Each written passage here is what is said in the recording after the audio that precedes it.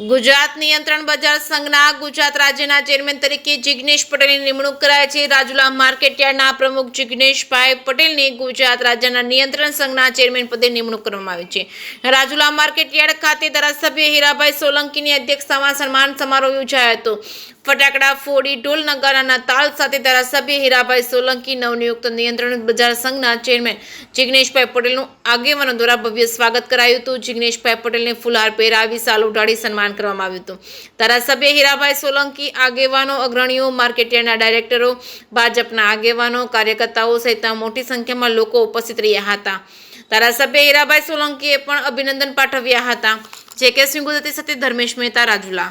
ગુજરાત નિયંત્રણ સંઘ બોર્ડના ગુજરાત રાજ્યના ચેરમેન તરીકે આજે જે જિગ્નેશભાઈ પટેલની જે નિમણૂક થઈ છે, આ તબક્કે હું ખૂબ અભિનંદન ભાઈ શ્રી જિગ્નેશભાઈને આપું છું અને સાથોસાથ આભાર પણ માનું છું।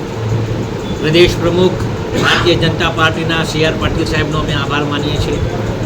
રત્નાકરજીનો અમે ખૂબ આભાર માનીએ છીએ। મુખ્યમંત્રીશ્રીનો ખૂબ આભાર માનીએ છીએ।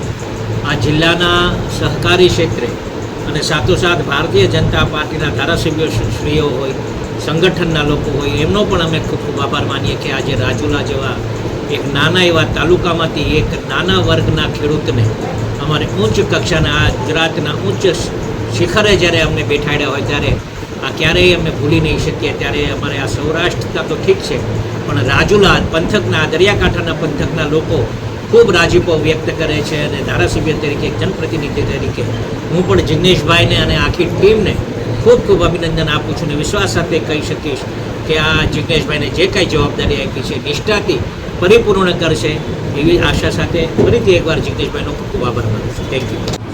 ગુજરાત રાજ્ય નિયંત્રણ બજાર સંઘના ચેરમેન તરીકે આજે મારી પ્રદેશ ભાજપ તરીકે નિમણૂક આપવામાં આવી છે, એ બદલ હું ભારતીય જનતા પાર્ટીના પ્રદેશ પ્રમુખ પાટીલ સાહેબ, રત્નાકરજી, પ્રદેશ સંગઠન, જિલ્લા સંગઠન, સહકારના અમરેલીના આગેવાનો, તમામ આગેવાનશ્રીનો હું આજથી દિલથી આભાર વ્યક્ત કરું છું। સાથે સાથે અમારા ધારાસભ્ય શ્રી હીરાભાઈ સોલંકી દ્વારા આજે જે અમને જવાબદારી રાજ્ય લેવલની જે આપી છે એ બદલ તમામ પાર્ટીના કાર્યકર્તા, તમામ આગેવાનોનો ખૂબ આભાર માનું છું।